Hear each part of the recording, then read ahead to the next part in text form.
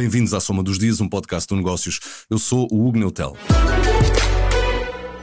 Neste episódio, ainda atenção comercial. A China e os Estados Unidos chegaram a acordo para as tarifas, isto depois de um divórcio público entre Donald Trump e Elon Musk. Depois, a dívida da TAP, a transportadora, tem até ao final do mês para devolver quase 180 milhões de euros à Azul de David Neeleman, que foi acionista da operadora portuguesa. Já de seguida falo com o Celso Filipe e a Inês Pinto Miguel. Esta é a Soma dos Dias.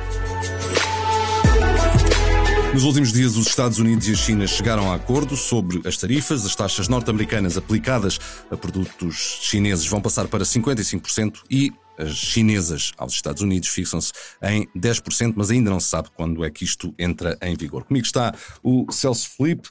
Viva Celso, que significado tem este acordo, não apenas para as relações comerciais entre os Estados Unidos e a China, mas de uma forma geral para o comércio global? Olá, Hugo.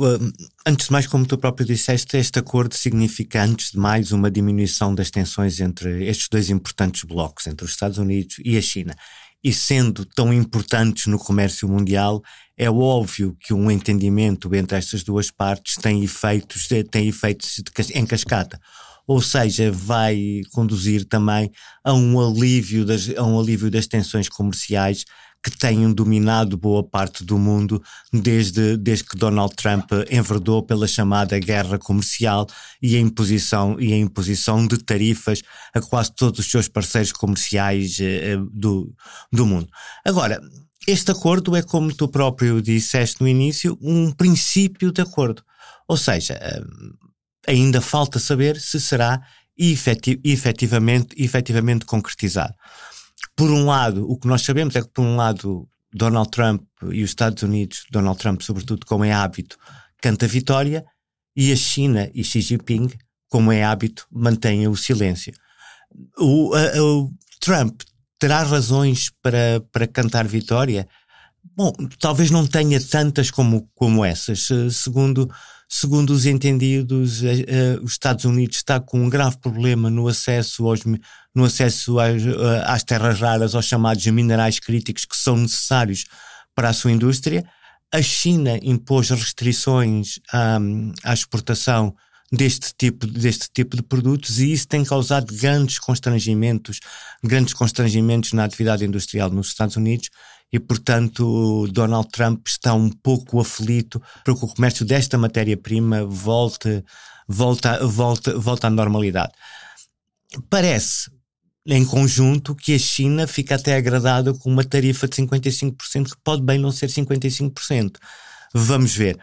Estes 55% decompõem-se como?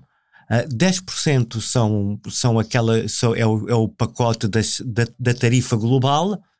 25% é de uma tarifa que já era aplicada por Donald Trump no seu primeiro mandato, e os 20% são uma espécie de penalização à China porque os Estados Unidos dizem que a China não fizeram o suficiente para travarem a exportação e a venda de fentanil em território norte-americano.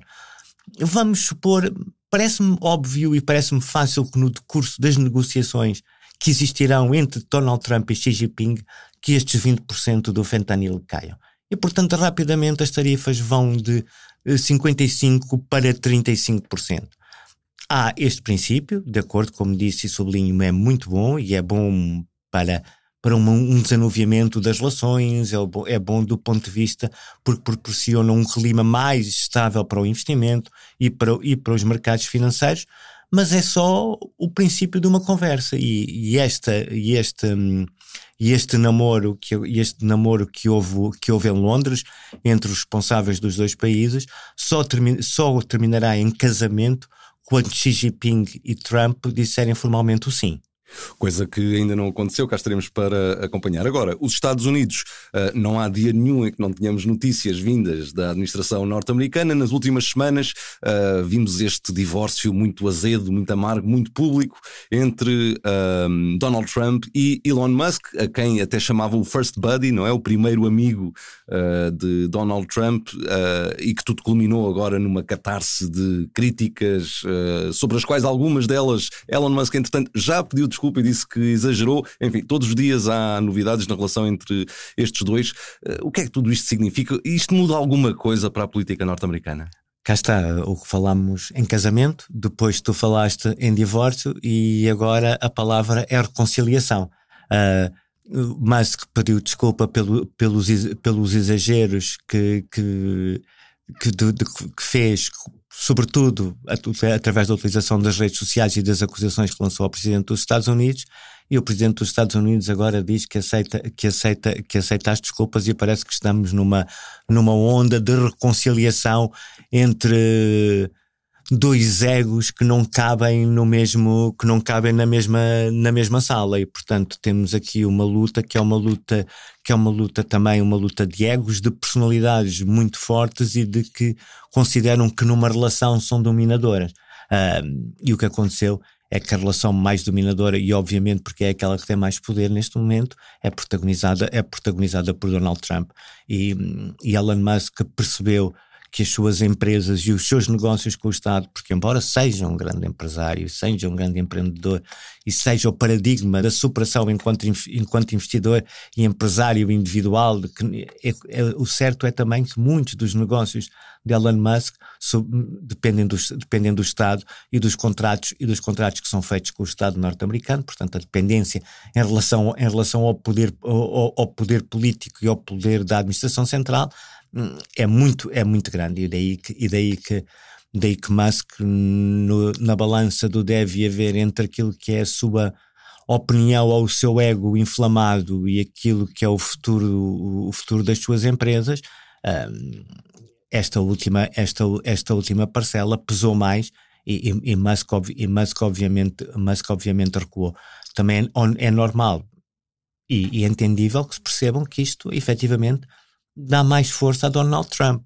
Ou seja, se nem Elon Musk, que foi o principal financiador da campanha Trump, consegue bater, ou seja, consegue vencer Donald Trump num território em que ambos se movem com grande facilidade e grande à vontade, que é o território das redes sociais. Então mais ninguém será capaz de fazê-lo, talvez à exceção de Steve Bannon. Portanto, parece-me que de qualquer forma o que este caso demonstra é bem mais grave do que aquilo que aparenta. É bem mais grave pelo seguinte, porque demonstra que existe uma forma de gerir o Estado que está muito longe de ser a adequada. Gerir um Estado com base em arrufos entre pessoas, em mudanças constantes de opinião, em mudanças constantes de decisão, é transformar aquilo que devia ser um poder de referência num poder caótico, e um poder caótico é sempre um perigo, e ainda mais quando se trata dos Estados Unidos, é um perigo que cria metástases à escala global. Obrigado, Celso Felipe, e a atualidade nos Estados Unidos. E agora, a TAP. É uma dívida que vem de 2016 e pode dificultar a vida da TAP. A transportadora tem até ao dia 23 para devolver quase 180 milhões de euros à Azul, de David Neeleman, que já foi acionista da operadora portuguesa. É uma teia de ligações complexa. Comigo está a Inês Pinto Miguel, que acompanha este setor. Olá, Inês. Primeiro, interessa entender o que é que está aqui em causa, afinal, que dívida é esta? Olá, Hugo. Acho que foi como tu bem disseste, não é? É uma dívida que vem de março de 2016, portanto quase 10 anos, e vem do plano de capitalização na altura quando a TAP foi privatizada, quando se vendeu a TAP, a David Neeleman e a Humberto Pedrosa, na altura a Atlantic Gateway, a parceria. Sim. Entre estes dois acionistas. E foi nesse contexto que esta dívida surgiu? Exatamente, 90 milhões de euros que a Azul investiu, não foi? Fez um empréstimo aqui obrigacionista à TAP SGPS, que entretanto já foi separada da TAP SA, convém dizer isto, e entretanto foi somando juros e hoje já vai em quase 180 milhões, como tu bem disseste. E logo na altura o próprio Estado também injetou 30 milhões. Correto. que também já vão quase no dobro, entretanto, Exato, essa dívida. quase duplicaram, entretanto. Pronto, já vão quase em 60 milhões. Neste caso da questão da devolução dos 180 milhões, estamos a falar apenas da parte das obrigações que foram subscritas pela Azul, do David Neeleman. Isto acontece porque, entretanto, houve uma Assembleia Geral de Obrigacionistas. Certo. Esta Assembleia Geral aconteceu em abril, na qual a Azul, que detém a maior parte da participação, votou a favor e a Par Pública votou contra. E, entretanto, este pagamento, que só deveria ser feito para o ano, em março de 2026, uma vez que era um empréstimo a 10 anos, foi antecipado em cerca de 9 meses, daí a data de 23 de junho. Sendo que há aqui um fator que não é de importância menor nesta história, é que a própria Azul está em insolvência. Certo. Esse complica aqui um bocadinho a situação, não é? Porque eles querem que este valor seja incluído na privatização da TAP.